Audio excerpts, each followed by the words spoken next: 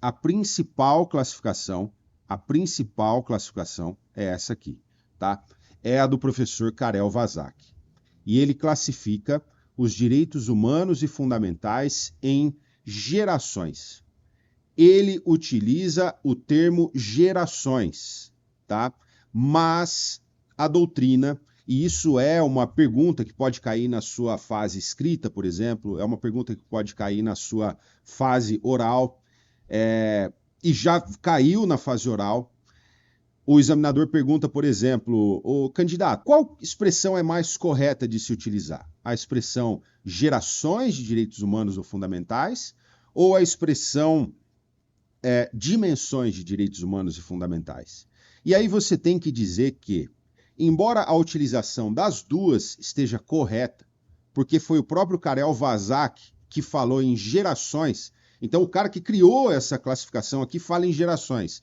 Como é que você vai falar que o cara está errado? Foi ele que criou o negócio, né? Mas é mais técnico, é mais adequado falar em dimensões. Porque quando a gente fala em gerações, a gente passa uma ideia de que uma coisa substitui a outra. Então, as gerações mais recentes, elas vão substituindo as gerações anteriores. Essa é a ideia que passa com esse termo. E uma ideia que não se aplica aqui. Se você falar a geração dos meus bisavós, se você tem aí entre lá seus 30, 40 anos de idade, você provavelmente está falando de um monte de gente que já morreu. Porque quando a gente fala em gerações, a gente dá justamente essa ideia de que uma geração ela vem e se estabelece, enquanto as gerações passadas elas vão desaparecendo. E não é isso, definitivamente. Para o Karel Vazak, as gerações vão se complementando. Então, os direitos de primeira geração ou dimensão, que surgem lá no final do século XVIII, são complementados pelos direitos de segunda geração ou dimensão, que surgem no começo do século XX e que são, por sua vez, também complementados pelos direitos de terceira geração ou dimensão, que surgem a partir da segunda metade aí do século XX também. Tá bom? Então, é por isso que, em uma pergunta como essa que eu fiz para você, candidato, o que é mais adequado? Gerações ou dimensões? Você vai falar que, embora a geração esteja correta, o mais adequado é você falar em dimensão, porque a palavra dimensão ela não traz esse sentido, esse significado de que uma coisa vai substituindo a outra.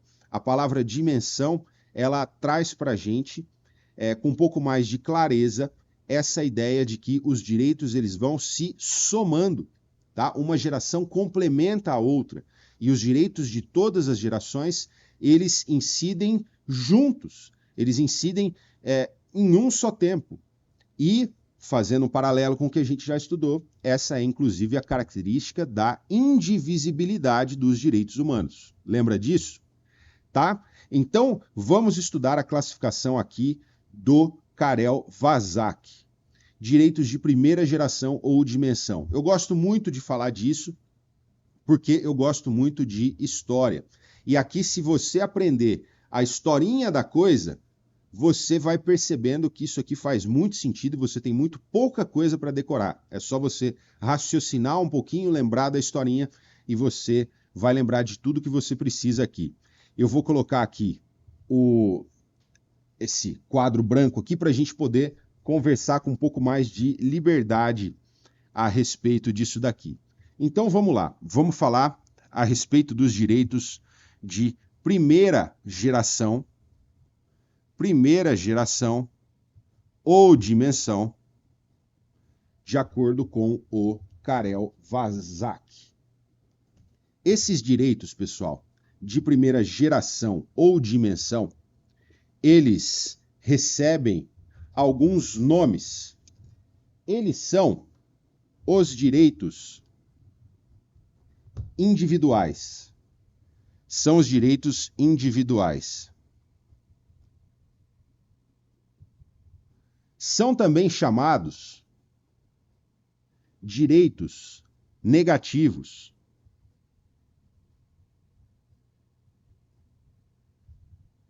São os direitos de liberdade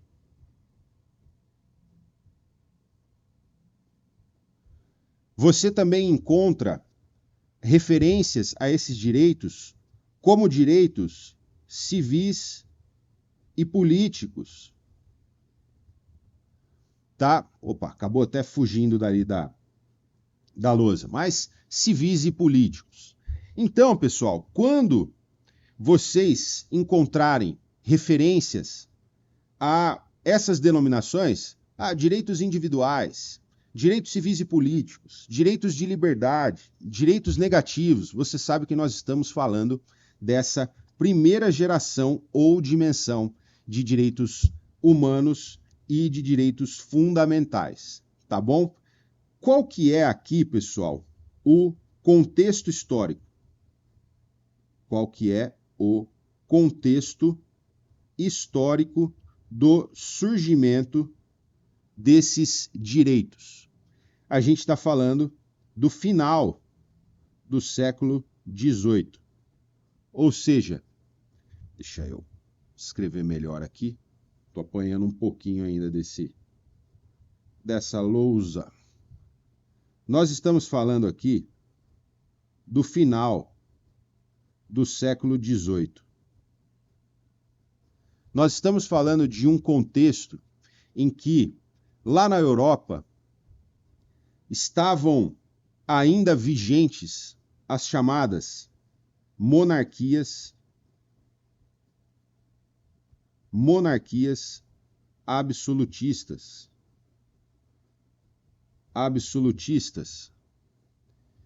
E nessas monarquias absolutistas, o rei podia absolutamente tudo. O rei podia absolutamente tudo. Então, o rei era tido como um escolhido por Deus. Deus escolheu o rei para ser o governante do nosso povo. Então, você imagina o tanto que esse cara ele não se sentia, né? Eu sou escolhido por Deus para estar aqui. Deus me deu todos esses poderes que eu tenho. Então, tirando fazer chover, que eu não consigo, o resto todo eu consigo sim, eu posso. Então, se eu mandar prender alguém, esse alguém vai ser preso. Se eu mandar matar alguém, esse alguém vai morrer. E existia uma ideia naquela época de que o rei não errava. Tudo que o rei fizesse estava correto, tá? Tem até uma frase: The king, ou seja, o rei, can do no wrong, ou seja, o rei não erra, tá? E essa frase aqui designa muito bem o que se pensava a respeito do rei, o tanto de poder que o rei tinha.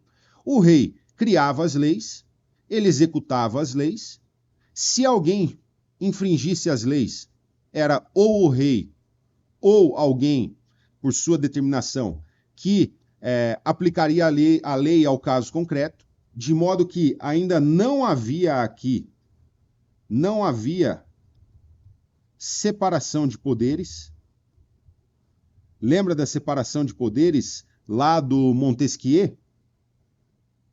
Divisão entre poderes executivo, legislativo e judiciário, e os poderes executivo, legislativo e judiciário têm que necessariamente serem conferidos a pessoas distintas, para que não haja essa figura de alguém extremamente poderoso. Então, esse era o cenário. E esse cenário, pessoal, desagradava muito um grupo social que hoje em dia é tido como um grupo privilegiado. Mas naquela época era o grupo dominado. E eu estou falando da burguesia.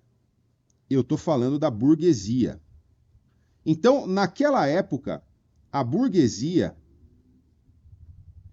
ela produzia, eram os artesãos, eram os donos ali de corporações de ofício, artesãos que empregavam outros artesãos, eram os comerciantes, era o pessoal que de alguma forma já estava começando a ter dinheiro e que via num Estado com essas características um enorme entrave aos seus interesses, ao desempenho das suas atividades. Porque vamos lá, o Estado, se você pega na França, por exemplo, e a França normalmente é lembrada aqui porque foi na França que aconteceu a Revolução Francesa, logicamente, mas a Revolução Francesa é um grande marco aqui do surgimento desses direitos de primeira geração ou dimensão. Mas na França daquela época, nós tínhamos o rei, nós tínhamos a nobreza. A nobreza era aquele monte de gente lá com aquelas perucas brancas, aquelas roupas espalhafatosas e tal, que viviam nos castelos, viviam nas cortes ali. E nós tínhamos também o clero. A nobreza e o clero, eles tinham um prestígio gigantesco na sociedade, gigantesco. E eles não produziam nada. Eles não produziam nada, eles não produziam um pão, eles não produziam nada, absolutamente nada. Toda a produção, toda a geração de riqueza, todo o pagamento dos tributos, o sustento dessa estrutura aqui, caríssima e sem razão de ser, ele vinha da burguesia. Então imagina só se a burguesia estava contente com isso, né? Não estava contente com isso. Então ela logo começou a desenvolver uma forma de pensar que falasse o seguinte: tá errado isso daí. Primeiro, o rei, ele não pode esse tanto de coisa que ele acha que ele pode. Ele acha que ele é escolhido por Deus. Então, vamos lá. Quem falou que ele é escolhido por Deus? Eu não ouvi Deus falar em absolutamente nada disso, né? Aliás, Deus existe? Deus deveria estar tão presente assim na nossa vida aqui, a ponto de ditar como deve ser a estruturação política do nosso Estado? Tudo bem, eu tenho a minha fé individual, que inclusive pode não corresponder à fé que o Estado espera que eu tenha. Mas, poxa, será que eu tenho que observar o que o Estado está falando? É o Estado que sabe o que Deus quer, o que Deus... Pera lá, tá errado isso daí. Então, assim, o rei não tem nada de escolhido por Deus. Esse rei, ele tem que observar regras. Esse rei tem que observar regras e tem que observar regras que são feitas por nós. O povo é o titular do poder político. Essas ideias começaram a surgir justamente nessa época. E tem mais. A nobreza, o clero, esse pessoal aí que não faz nada, eu não vou mais sustentar esse pessoal, não. Quem falou que eu tenho que sustentar essa galera, que eu tenho que pagar para esse pessoal comer do bom e do melhor, enquanto eu fico aqui a pão e água? Eu não vou fazer isso. Eu não reconheço como legítimos os critérios que fazem com que esse pessoal seja tão privilegiado e eu tão lascado. Porque o cara nasceu com sangue azul, eu tenho certeza de que se ele for ferido ou, de repente, guilhotinado, o sangue que vai sair dele é vermelho tanto quanto o meu. Então, por que esse monte de distinção? Essas ideias todas, pessoal, elas se reúnem em um conjunto que a gente chama de iluminismo. Iluminismo. As ideias iluministas, iluminismo ou ideias iluministas, eram essas ideias. As ideias, e aqui a gente destaca, por exemplo, o Rousseau. A gente destaca o Rousseau. Jean-Jacques Rousseau. Ele fala, naquela obra dele, do contrato social, ele tem uma ideia que, imagina só, olha a ideia do cara, em um contexto em que todo mundo, né, ainda fala, olha, o rei, ele é escolhido por Deus, o rei é todo poderoso, não sei o quê, o Rousseau vem e fala o seguinte, olha, tem nada disso não. Nós, os nossos antepassados, quando a gente morava lá na caverna, eles um belo dia se reuniram e eles celebraram um negócio aqui que eu estou chamando de contrato social. Então a galera se reuniu ali e falou assim, vamos criar um negócio bacana aqui, pessoal? Eu sei que assim, quando a gente briga, é uma confusão gigantesca, né? A gente tem que sair aí na mão. O negócio não está funcionando bem. Vamos criar um ente que seja superior a todos nós.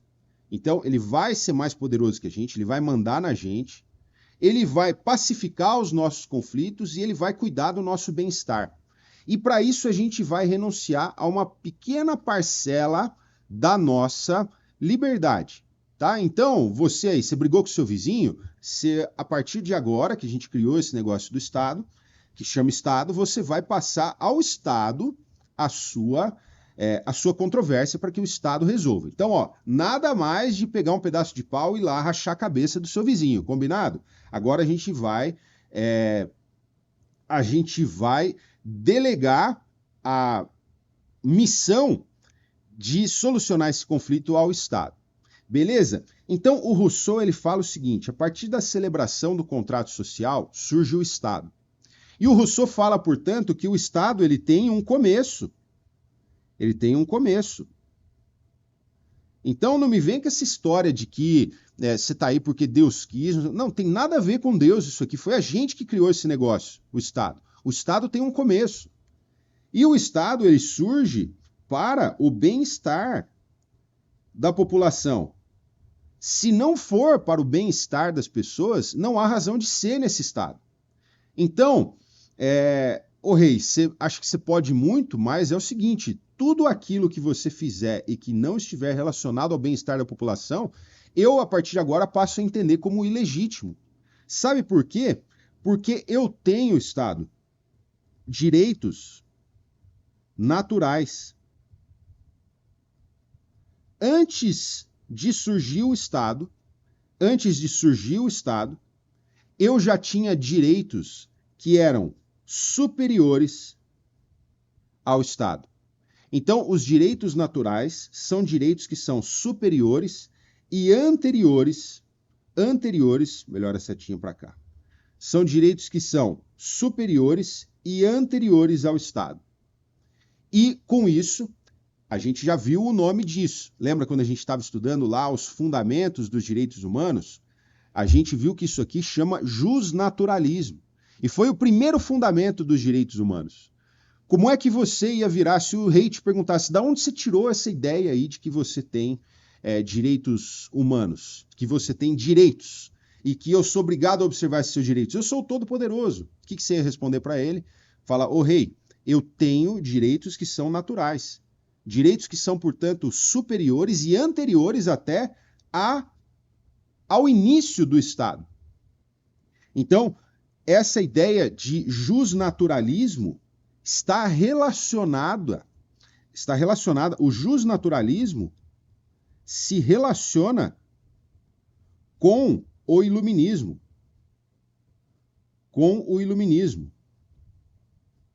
E o iluminismo vira para o Estado e fala o seguinte, o Estado, considerando isso tudo, né, considerando que eu tenho direitos naturais, considerando que você foi criado para garantir o bem-estar de todos, eu agora quero que você pare de fazer algumas cagadinhas aí, desculpa pelo português claro, que você pare de fazer algumas coisas erradas aí que você vem fazendo até agora.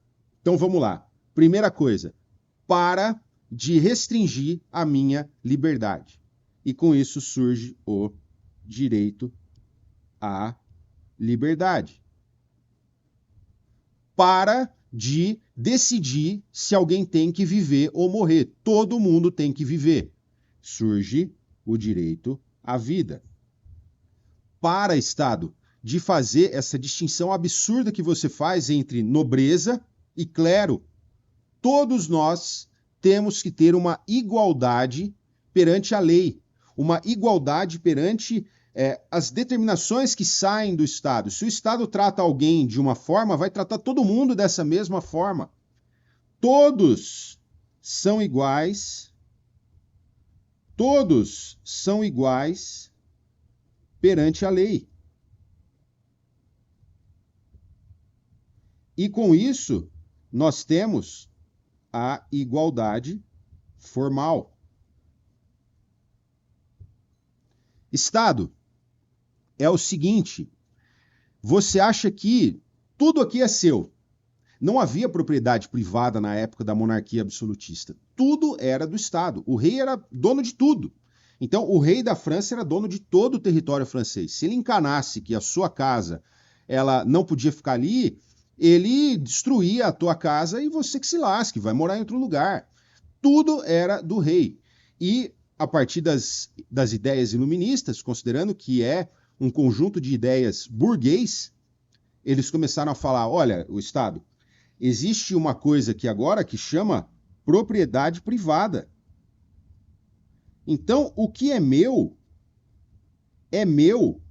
e você não manda aqui, tá? Então, o Estado fica longe do que é meu.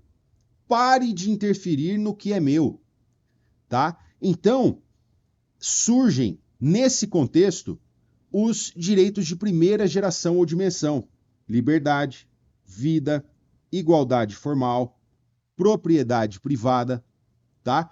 Então, são direitos bem característicos dessa fase.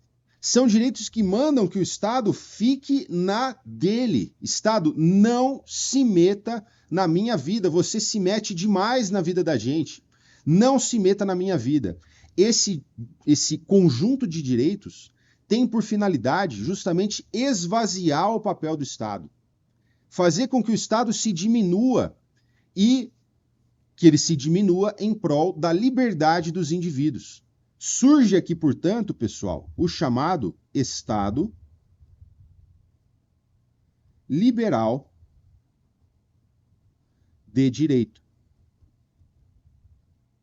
Estado liberal de direito. Vamos entender melhor isso daqui. O que é um Estado de direito?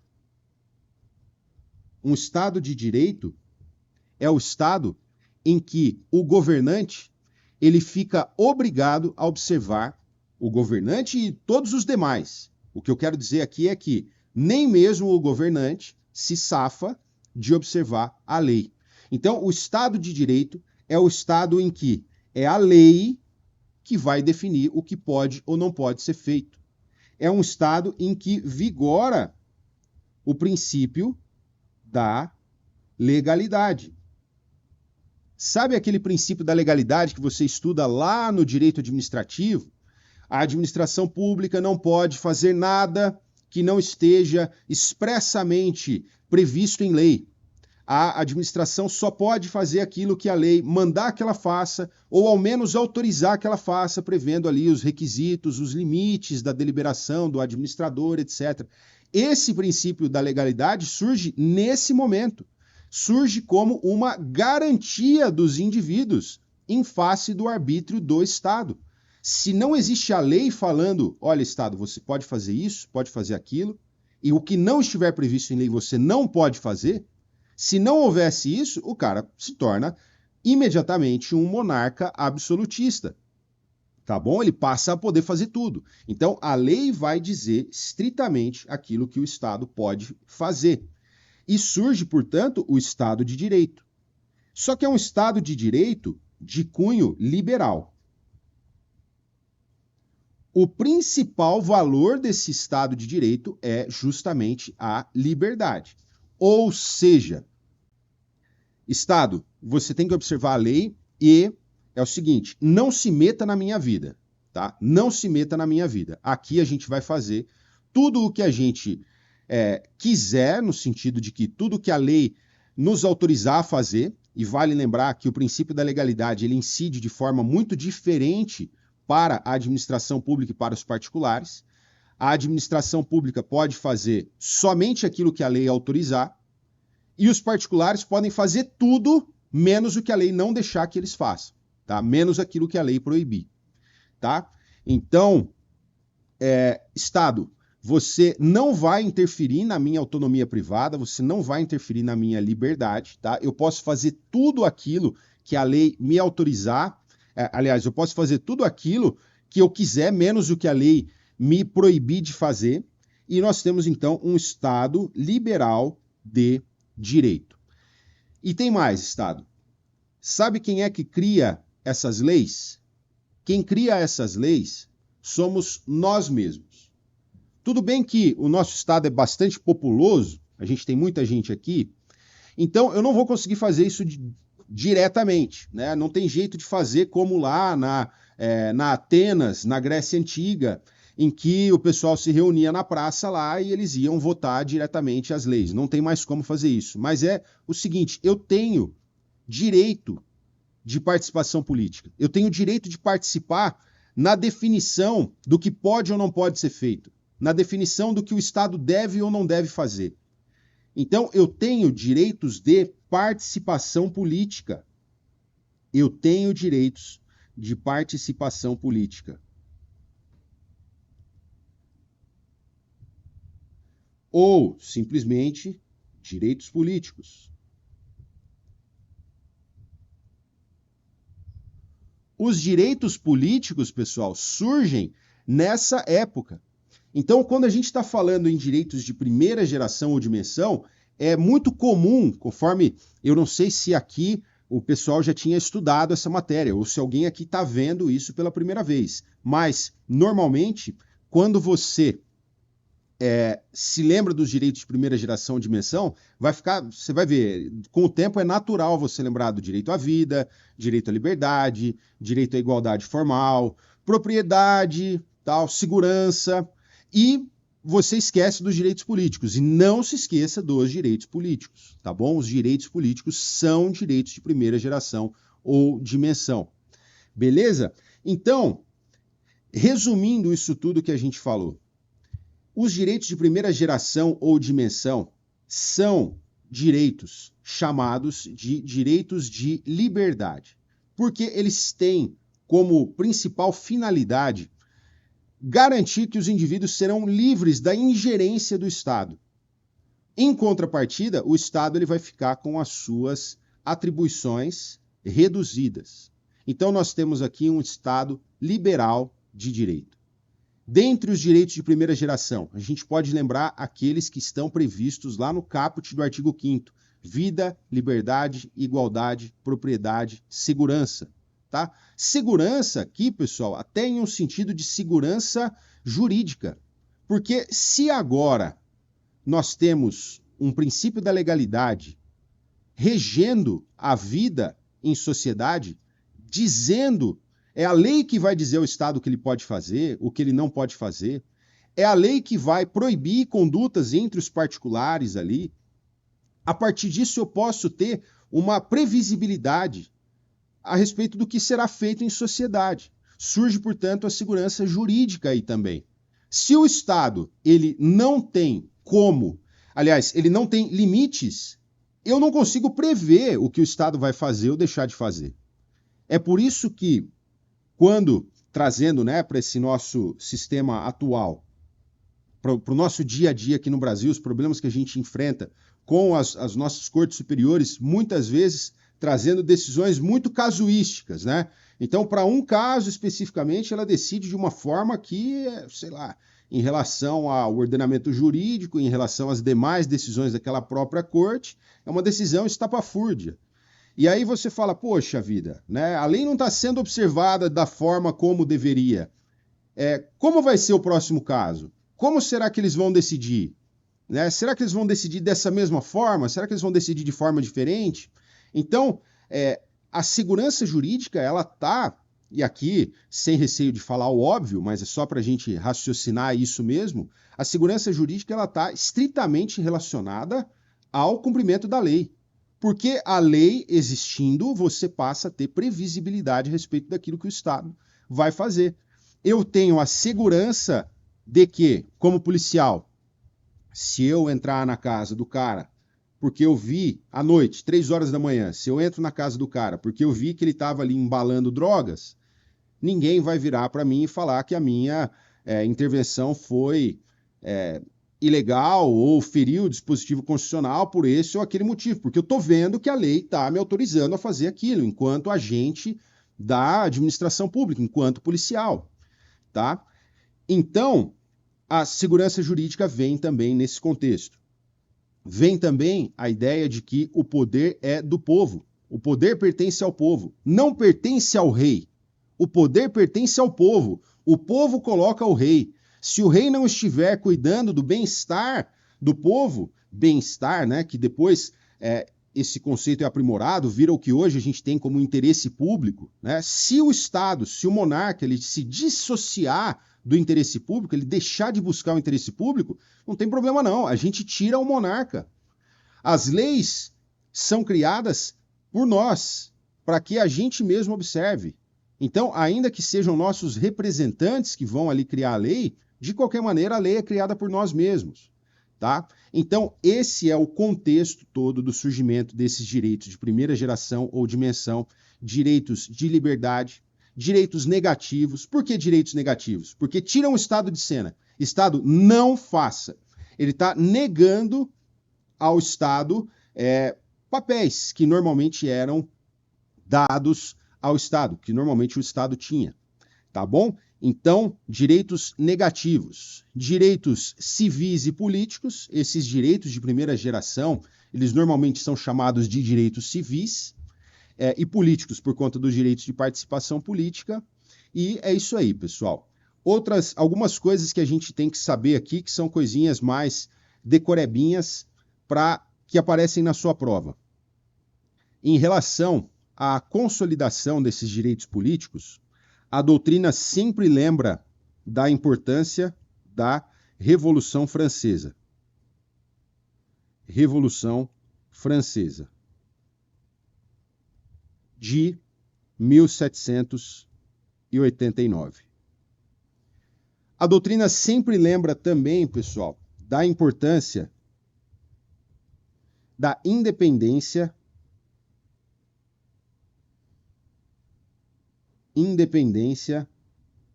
dos Estados Unidos. Essa daqui, de 1776, tá? Um pouquinho anterior, então, à Revolução Francesa. São dois movimentos que buscavam justamente a consolidação desses direitos de liberdade e que estão, por isso, muito relacionados a esses ideais iluministas, tá bom? Por isso a doutrina sempre lembra desses dois movimentos aqui, tá certo? Em relação à primeira geração ou dimensão de direitos humanos, é isso que eu tenho para falar para vocês, tá? Deixa eu só ver aqui, a partir do nosso materialzinho aqui, se nada me passou batido, para deixar bem completinho para vocês.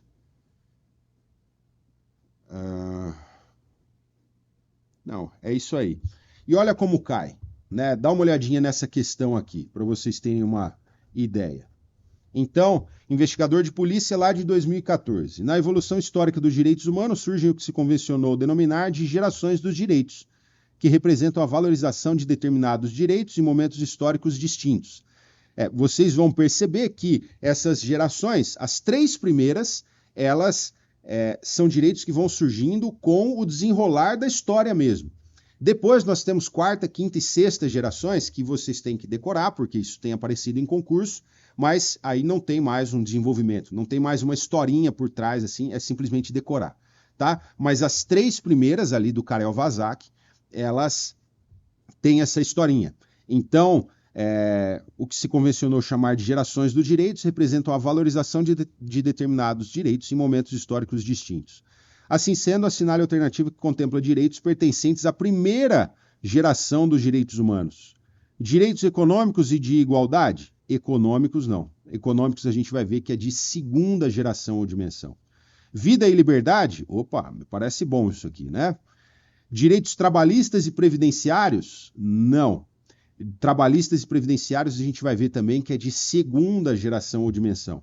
Direitos civis, beleza, é primeira geração. Direito à paz? Não.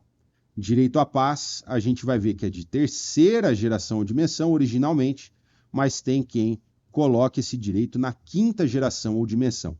Então, a alternativa correta, a alternativa B de bola. Aí você fala, não, uma dessa não vai cair para mim. Cai sim, pessoal, cai sim, tá? Da mesma forma como já caiu, pode cair novamente, tá? E só acha fácil essa questão aqui quem estudou, quem está por dentro da matéria, senão isso aqui é grego, né? Ah, tem essa última aqui, fraternidade e direitos sociais. Direitos de fraternidade são de terceira geração, direitos sociais de segunda geração ou dimensão. Então essa daqui também está incorreta.